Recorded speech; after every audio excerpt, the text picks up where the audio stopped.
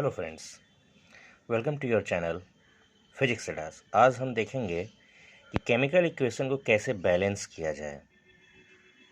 How to balance the chemical equation. Chemical equation जो होता है, जिसमें सबसे इसका जो डेफिनेशन है वो है कि a balanced chemical equation has the same number of reactant and product. एक केमिकल इक्वेशन जो कि बैलेंस तभी होता है जब उसका रिएक्टेंट और प्रोडक्ट दोनों ही बराबर हो। उसमें जितने भी मॉलिक्यूल्स हैं वो दोनों साइड के बराबर हों। तो अभी हम देखेंगे रिएक्शन के तौर पे एग्जाम्पल हम देखते हैं। जैसे पहला एग्जाम्पल हमारा जो है वो है C3H8 प्लस O2। जो रिएक्टेंट है, प्रोडक्ट हमारा बनता है CO2 प्लस H2O। तो हम LHS और RHS लिख लेंगे। LHS में कार्बन 3 है हमारे पास, हाइड्रोजन 8 है और ऑक्सीजन 2 है। प्रोडक्ट के तौर पे हम देखें तो RHS में हमारे पास कार्बन 1, हाइड्रोजन 2 और ऑक्सीजन 3। अब इसे हमको बैलेंस करना है। तो सबसे पहले अगर हम कार्बन देखें तो 3 है, तो इसको हम 3 करना है हमको। तो हम 3 कर लिए, 3 से मल्टीप्लाई कर दिए रिएक्टेंट में CO2 को। तो कार्बन हमारे पास 3 हो गए। ऑक्सीजन अभी हमारे पास 6 है और एक 7 है। तो ऑक्सीजन अब हमारे पास 7 हो गया, जो कि ऑक्सीजन हमारे पास यहाँ 2 था और इसमें 3 था। तो अब हमको ऑक्सीजन से पहले हाइड्रोजन को अगर हम बैलेंस करें तो हाइड्रोजन 8 है, इजीली बैलेंस हो जाएगा, तो 4 से मल्टीप्लाई कर देते हैं। तो अब हाइड्रोजन भी हमारे पास 8 हो गया। लेकिन हमारे पास अब ऑक्सीजन कितने हो गए, ये 6 और 4 10।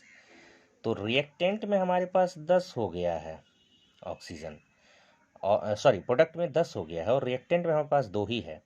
तो इसको 10 करने के लिए हमको 5 से मल्टीप्लाई कर देंगे, तो ये हमारा इक्वेशन बैलेंस हो गया पूरे तरीके से। ठीक है। ठीक इसी तरीके से दूसरा जो इक्वेशन हमारे पास है उसमें देखें तो Fe2O3 प्लस Al जो बनता है Fe प्लस Al2O3। तो रिएक्टेंट में हम देखें आयरन हमारे पास 2 है, ऑक्सीजन 3 है और एल्युमिनियम 1 है। यहाँ आयरन 1 है, ऑक्सीजन 3 है और एल्युमिनियम हमारे पास 2 है। तो अब हम क्या करेंगे ना कि यहाँ हमारे पास रिएक्टेंट में आयरन 2 है, तो हम आयरन को 2 कर लेते हैं। और फिर नेक्स्ट जो है हमारे पास बैलेंस करने के लिए अगर हम एल्युमिनियम को बैलेंस करें तो हमारे पास हम एल्युमिनियम को इधर 2 से मल्टीप्लाई कर देंगे, तो हमारा आयरन 2 हो चुका है और हमारा एल्युमिनियम जो था वो भी 2 हो चुका है। तो ये दोनों बैलेंस हो गए और ऑक्सीजन हमारे पास बैलेंस ही था, तो हमारा ये भी ठीक हो गया। अब अगला देखते हैं तीसरा नंबर का। तीसरा नंबर जो है हमारे पास वो है N2 प्लस H2 NH3। तो हमारे पास LHS में नाइट्रोजन 2 है, हाइड्रोजन 2 है। लेकिन अगर हम देखें प्रोडक्ट के तौर पे, लेफ्ट साइड में हमारे पास रिएक्टेंट में नाइट्रोजन 2 हाइड्रोजन 2 और प्रोडक्ट में हमारे पास नाइट्रोजन 1 और हाइड्रोजन 3 है। तो हमको इसको बैलेंस करना है। कैसे बैलेंस करेंगे? अगर हम इसको 2 से मल्टीप्लाई कर दें नाइट्रोजन को बैलेंस करने के चक्कर में, तो नाइट्रोजन हमारे पास 2 हो जाएगा आराम से। और उसके साथ हाइड्रोजन जो है हमारे पास 6 हो गए। तो अब इस हाइड्रोजन को हमको 6 करना है, तो कैसे करेंगे? 3 से मल्टीप्लाई कर देंगे, तो ये हमारा बैलेंस हो गया। नेक्स्ट हम देखते हैं CH4 प्लस O2, तो बनता है CO2 प्लस H2O। इसमें LHS में देखो रिएक्टेंट में कितना है, कार्बन 1 हाइड्रोजन 4 ऑक्सीजन 2, और RHS में है हमारे पास कार्बन 1 हाइड्रोजन 2 ऑक्सीजन 3।